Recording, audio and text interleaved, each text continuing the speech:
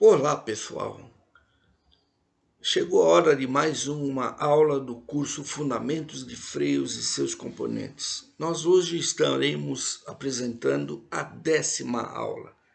E essa aula é bastante interessante porque nós vamos começar a falar sobre freios a disco com atuação hidráulica, ok? Os freios a disco, na realidade, eles trouxeram estabilidade de frenagem e simplicidade. E a gente vai ver o porquê. Friedrich Lanchester, como a gente viu nas aulas anteriores, ele desenvolveu e patenteou o freio a disco, e eles foram introduzidos em veículos de série na Europa a partir de 1985, após a vitória esplendorosa da Jaguar em Monza, que a Jaguar naquela ocasião foi uma equipe que introduziu o freio a disco no eixo dianteiro e eles conseguiam frear mais em cima da curva do que os outros concorrentes, os outros carros que trabalhavam com freio a tambor na época. E isso fez com que eles ganharam as 24 horas de Le Mans e em Monza também. Em 1960, o freio a disco foi introduzido no mercado americano.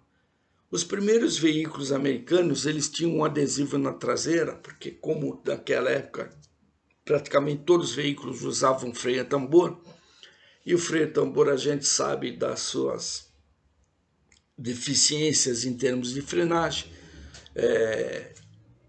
ele perde muito atrito, com o fator de temperatura e também com a velocidade, e ele perde bastante a eficiência com sujidades, né, com intempéries, quando as lonas ficam molhadas por causa que o carro entrou em um local onde tinha muita água, então demora mais para secar do que uma pastilha de freio, que é um sistema aberto. Eles tinham um adesivo chamado Warning Disc Brakes, que era para avisar que aqueles carros eles freavam numa distância de parada mais curta e freavam mais com maior energia, mais efetiva, né? Os freios a disco equipam 100% dos eixos dianteiros dos automóveis, dos comerciais leves, das picapes, das SUVs, hoje em caminhões leves, médios e pesados e até chassis de ônibus, em muitos casos opcionalmente.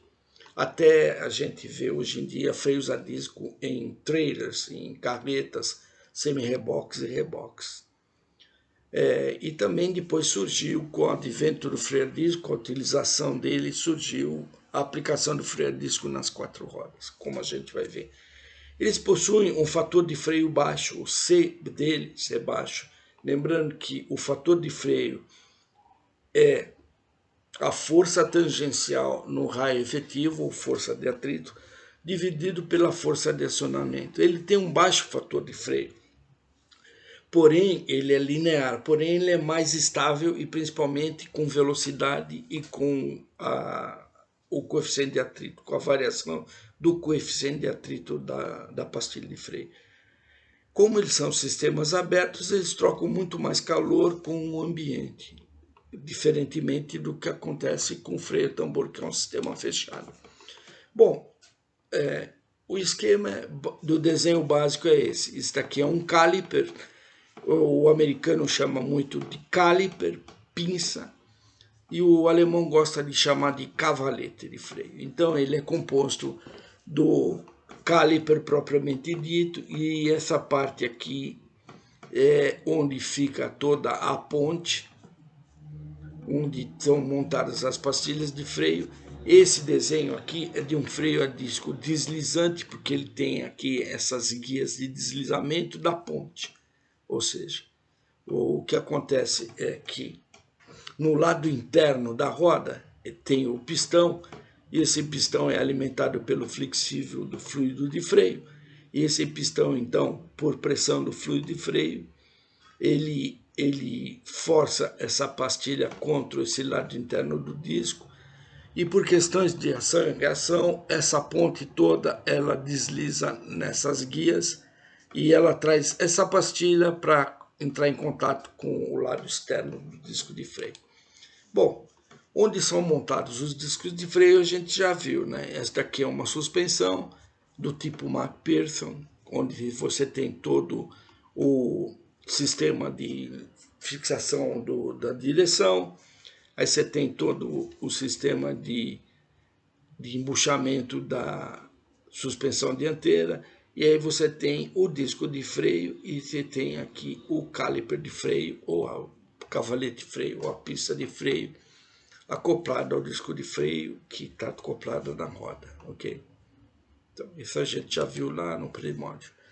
Uma curiosidade, a gente vê nesse desenho que o esforço para você frear uma roda com um freio a tambor, aqui você tem a ação de sapatas e aqui a ação do disco de freio, das pastilhas de freio, é muito maior pelo próprio suar do bonequinho, né? E aqui está dizendo o seguinte, disc brakes ou freio a disco. A roda tem o anexado disco que rotaciona com a roda, né?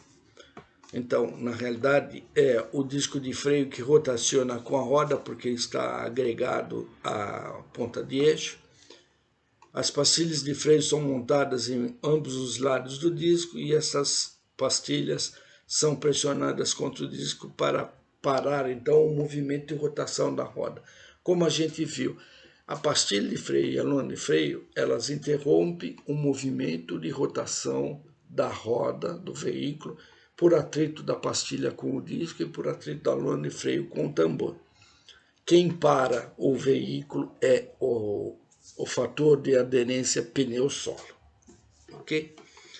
Aqui, freando uma roda em rotação, é um tambor de freio.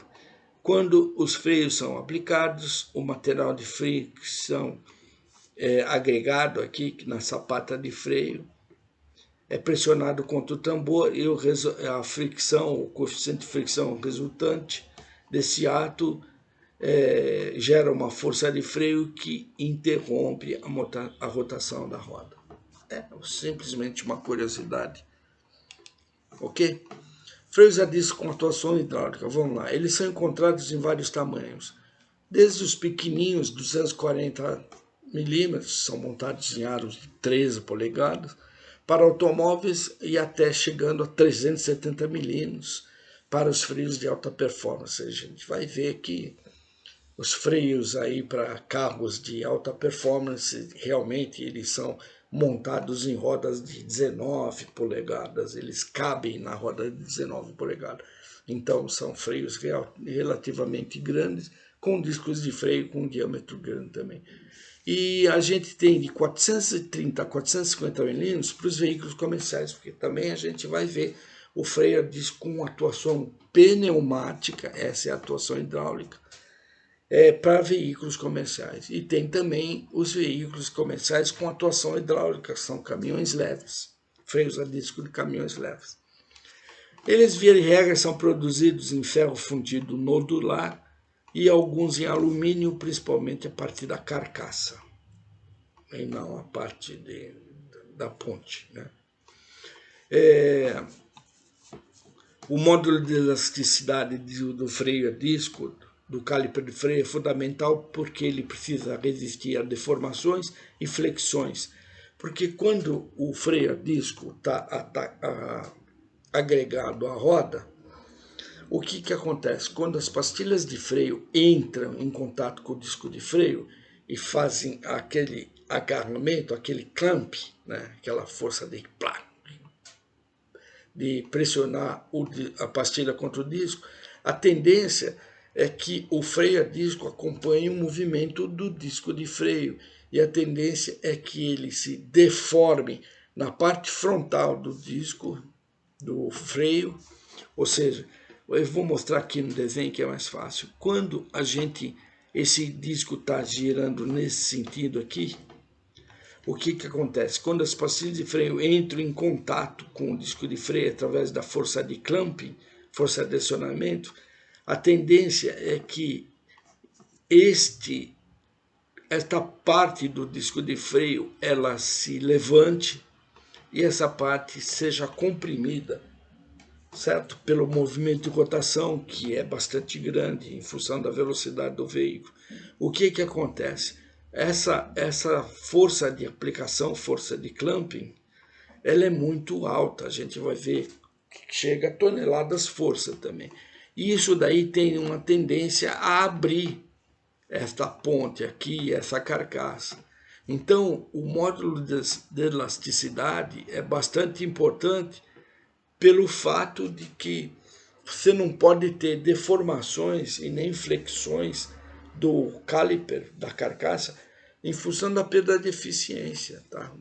O freio a disco perde eficiência, ele perde a força de clamping se tiver muita deformação na carcaça dele. E eles entregam vários torques de frenagem dependendo da performance desejada. Freios a disco de caminhões chegam de 11.600 a 30.000 Nm de torque, geralmente. São freios grandes, esses de 30.000 Nm, freios pneumáticos, inclusive. A gente vai ver lá para frente. Freios a disco de automóveis, eles chegam entre 1.500 a 2.500 Nm de torque. Então, por aqui vocês têm que ver que já é um torque bastante grande que o freio a disco tem que suportar. Os freios a disco eles podem ser fixos, flutuantes ou deslizantes. Então a gente vai analisar cada um deles e a sua peculiaridade. Isso aqui é um desenho de um freio de um caliper Continental Teves. Esse caliper ele é flutuante. O que quer dizer flutuante? Quando há um movimento relativo do caliper e do disco de freio. Ou seja, quando, por exemplo, o pistão ele empurra a pastilha interna contra o disco de freio, a pastilha externa ela vem de encontro à face externa do disco de freio por ação e reação, ou seja, nesse caso do flutuante, essa carcaça aqui, ela desliza sobre esses pinos de fixação aqui, tá? Então, essa pastilha, ela aperta o disco de freio desse lado e, por ação e reação, essa pastilha traz todo o sistema de carcaça para contato com a face externa do disco de freio. Então, é esse que é o sistema flutuante. Esse movimento de ir e vir em relação ao disco de freio, porque o disco de freio está fixo, ele está acoplado à roda do veículo, né, à ponta de eixo do veículo, ok? Então aqui a gente tem os principais componentes, as capas, né, dos parafusos, a montagem do guia, o housing, como é chamado, o housing é chamado caliper, ele é chamado onde é montado o pistão, é chamado housing. Os selos de selagem, ring sealing, né? Os pistões, o boost, dust boost, boot, os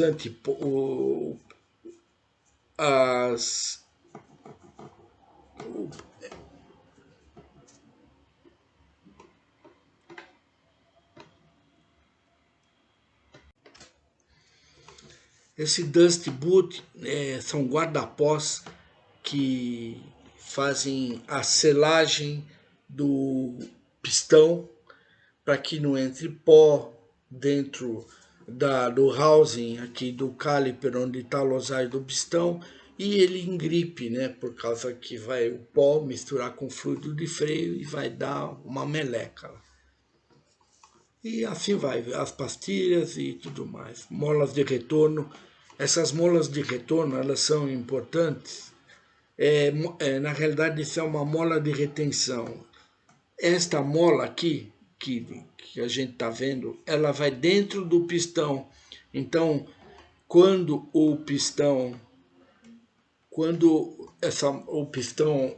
ele se desloca pela aplicação da pressão do fluido de freio, essa mola ela vai encaixada dentro do pistão da pastilha de freio. E essa outra mola ela é alojada aqui em cima para justamente evitar que a pastilha de freio bata nessas guias aqui e na carcaça e gere um efeito de ruído chamado rattle noise, ou seja, quando essas pastilhas, principalmente no mercado de reposição, que o pessoal não coloca essas molas de retenção, ou então essa mola que é montada dentro do pistão, essas pastilhas ficam soltas nessas guias aqui. E elas, quando pega paralelepípedo ou uma rua muito esburacada, elas batem nessa carcaça e aí você escuta aquele batido de pastilha. Isso daí é chamado de rattle noise. Por isso que o pessoal de montadora usa essas molas rebitadas e montadas dentro do pistão e essas molas de apoio da pastilha para evitar que que as pastilhas batam na carcaça. Esse daqui é um cavalete fixo. Por que ele é chamado cavalete fixo? Porque ele não tem movimento relativo. Essa ponte ela é fixa, ela não vem por ação e reação. Quando o pistão entra em contato com essa pastilha, automaticamente a ponte não desliza sobre nenhum pino, porque ele tem 4 pistões. Só os pistões têm movimento relativo. A ponte, o caliper em si não tem movimento relativo em relação ao disco de freio.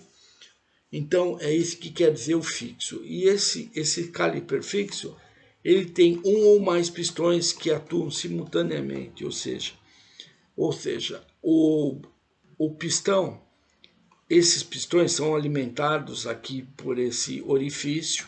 Então o fluido de freio entra sob pressão, aplica pressão nesses pistões e parte desse fluido de freio ele segue nesses canais internos dentro da carcaça que fazem a aplicação de fluido de freio também nesses pistões. É assim que é a ação-reação do caliper fixo. Na realidade, isso daqui é a chamada vasos comunicantes. A pressão nesse pistão, nesses 2 pistões, é a mesma nesses 2 pistões, por questão dos vasos comunicantes. É teoria física, né, da hidráulica. Então, ele é um caliper mais pesado, ele é mais caro, e absorve e dissipa mais calor. Então, esse daqui é um desenho também de um caliper Continental Tevis, mas a gente vê calipers fixos de vários fabricantes, da Brembo, da Wilwood e tudo mais. Os dos mais famosos são os Brembo, os calipers da Continental, a TRW também tem, a ZF, TRW também tem calipers fixos, né? Para carros de performance, a gente vai ver que os mais famosos são da Brembo. Então, aqui, como eu falei, o caliper fixo não tem movimento relativo em relação ao disco de freio. Toda a carcaça é fixa. Aqui entra o fluido de freio e se comunica por esses vasos que são usinados na própria carcaça que levam o fluido de freio para o outro pistão. O freio a disco fixo, como é que ele consome menos volume de fluido de freio porque possui pistões menores, ou seja, enquanto um caliper flutuante você pode encontrar até pistões de 66 milímetros de diâmetro, 60, 54, 52.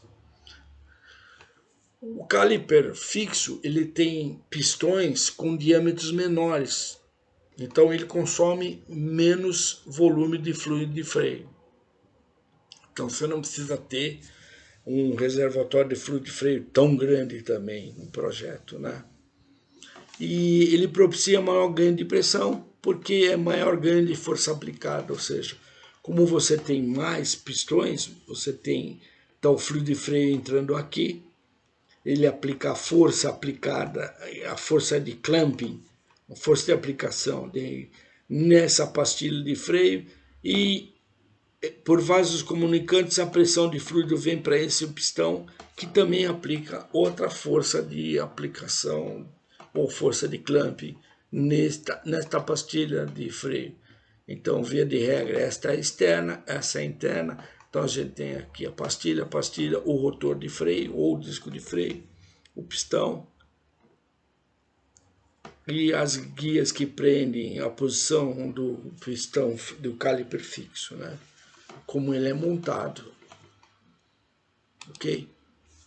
O freio a disco flutuante, como a gente viu, esse freio a disco também é conhecido pelos fabricantes como fist ou punho, né?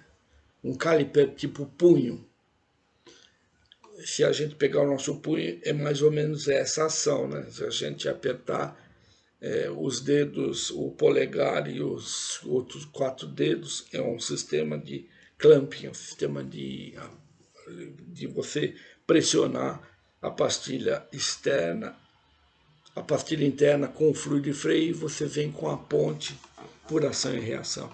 Então aqui o fluido de freio entra nessa pastilha e por deslizamento nesses pinos guias, a ponte vem e traz essa carcaça por reação aqui.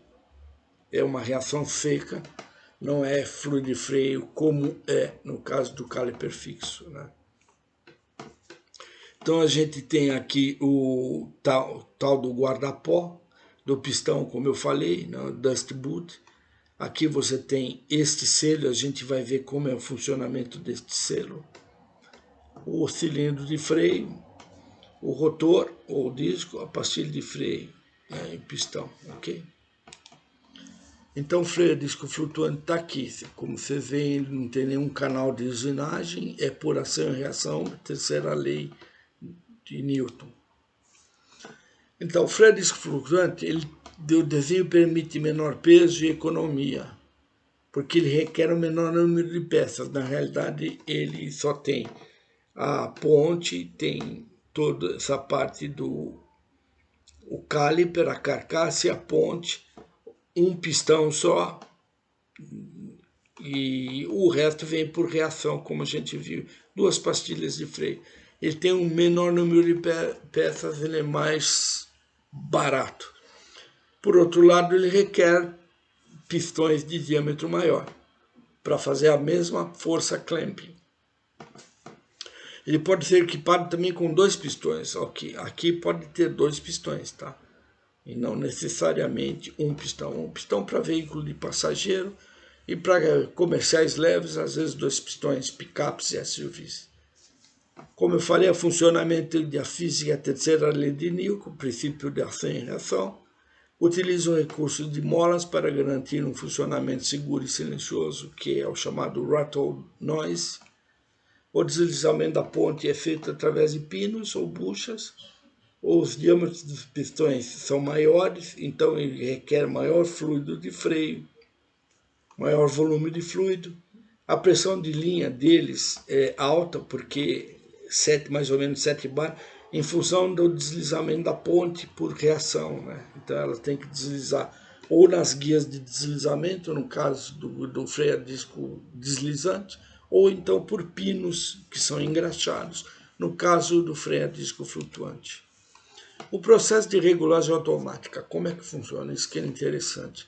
Toda vez que você aplica o pedal de freio dentro do teu carro, a pressão que sai do cilindro mestre vai pela tubulação até o flexível que é ligado no pistão do caliper de freio, certo? E aí essa pastilha de freio ela fica sempre com uma folga entre a pastilha e o disco de freio.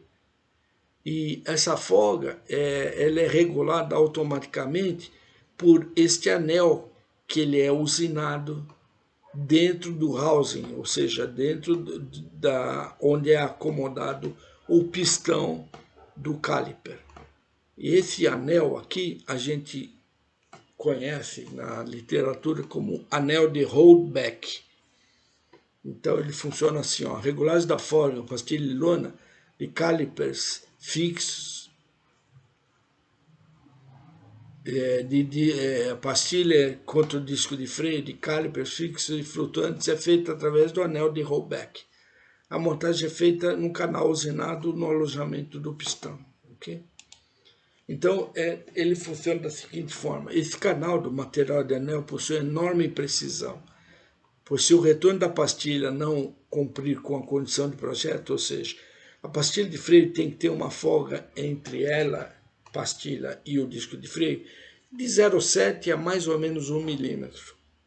Ou seja, toda vez que você aplica o pedal de freio e o fluido de freio pressiona, sai do cilindro mestre e vai para o cilindro de roda do caliper, que pressiona a pastilha contra o disco de freio, quando você desacopla, desaplica o pedal de freio, todo aquele processo tem que voltar. Ou seja, a folga entre pastilha e disco de freio tem que voltar à condição original de projeto, mais ou menos 1 milímetro, ou 0,7 em alguns calibres. Se não voltar, você vai ter torque residual, porque você vai ter a pastilha de freio sempre em drag, ou seja, em arrasto, em contato direto com o disco de freio, ocasionando aquecimento localizado, pontos duros, e o DTV que ocasiona runout, ruído e vibração. O DTV é Disc Thickness Variation, variação da espessura do disco. E quando tem essa variação de espessura do disco pela formação de pontos duros e de desgaste irregular, você tem a popular vibração, ou seja, você pisa no pedal de freio e o volante começa a tremer. Por quê? Porque o disco de freio ele está com DTV, com variação de espessura do disco. Isso porque provavelmente a pastilha de freio ocasionou um torque residual e fez um aquecimento localizado, o surgimento de pontos duros, ok? Se o retorno da pastilha for maior do que esta folga no tambor, ou seja, se a pastilha retornar demais, aí você tem excesso de pedal. Toda vez que você pressiona o pedal de freio, você tem aquele deslocamento indesejável até ele ficar rígido, até você sentir a reação, que é a aplicação exatamente para o movimento, porque a pastilha de freio encostou no disco de freio e parou todo o deslocamento. Então, como é que funciona? Você tem aqui o housing, ou seja, o alojamento do pistão do caliper. Você tem o selo, você tem o guarda-pó aqui do pistão e você tem o pistão. Antes da aplicação de pressão na pastilha de freio, você tem aquele material do anel de rollback íntegro. Aí quando você faz uma aplicação da pastilha de pressão, o que acontece? O pistão se desloca, certo? Por aplicação de pressão de fluido de freio, o pistão se desloca.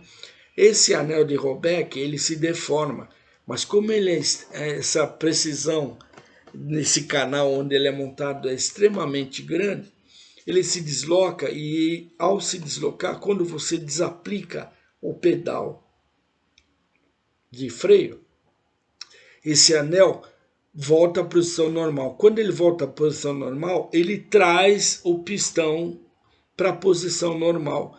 E aí, exatamente quando o pistão volta para a posição normal, você mantém a folga, pastilha, disco de freio dentro do projeto. E esse pistão também volta à posição normal, porque o próprio disco de freio tem um pouco de runout e faz com que a pastilha de freio fique em contato com ele e a pastilha empurra o pistão de volta, porque ela está presa ao pistão através daquela mola que eu mostrei lá, tá? Então é um processo bastante simples, mas é um processo onde exige uma precisão muito grande desse material do anel e do próprio canal onde ele é montado dentro do alojamento do pistão do caliper, tá? O freio a disco deslizante. O freio a disco deslizante, ele tem um funcionamento similar ao flutuante. Por quê? Na realidade, o pistão entra esse pistão recebe a pressão de fluido, pressiona a pastilha no lado interno do disco de freio e por uma questão de ação e reação também, física, essa pastilha de freio entra em contato com a face externa do disco de freio através do deslizamento desta ponte da carcaça nessas guias aqui. Essas guias, via de regra, têm um material próprio para evitar desgaste e tudo mais, e para facilitar esse deslizamento. A ponte do caliper se desliza então sobre guias, ok? Aqui está o deslizante, então você vê nitidamente essas guias aqui que são perfeitamente usinadas. Aqui é o pistão, certo? Do caliper, e toda ação e reação é feita, como eu falei, pastilha de freio aplicada aqui, por reação, essa pastilha traz toda, através do deslizamento dessa ponte, nessas guias, traz todo esse conjunto para aplicação do lado externo do disco de freio. A gente depois vai começar a detalhar o freio a disco flutuante, ou tipo fist, punho, a sua estrutura de composição de forças, ok? A gente vai ver na próxima aula como é que funciona. Essa aula já tem bastante informação e a gente continua na próxima semana. Se vocês estiverem gostando desse curso, eu peço que vocês compartilhem com o maior número de pessoas possível para a gente formar uma comunidade que se interesse pelos fundamentos de freios, para saber como é que é o funcionamento do freio do nosso veículo, o que acontece às vezes com alguns probleminhas nele e tudo mais. E se vocês estão gostando, deixa um likezinho para incentivar a gente, que é importante isso daí também para o próprio YouTube, ok? Então eu agradeço mais uma vez essa oportunidade. Fica aqui a 10ª aula. Eu espero que vocês fiquem bem e que Deus os abençoe. Obrigado.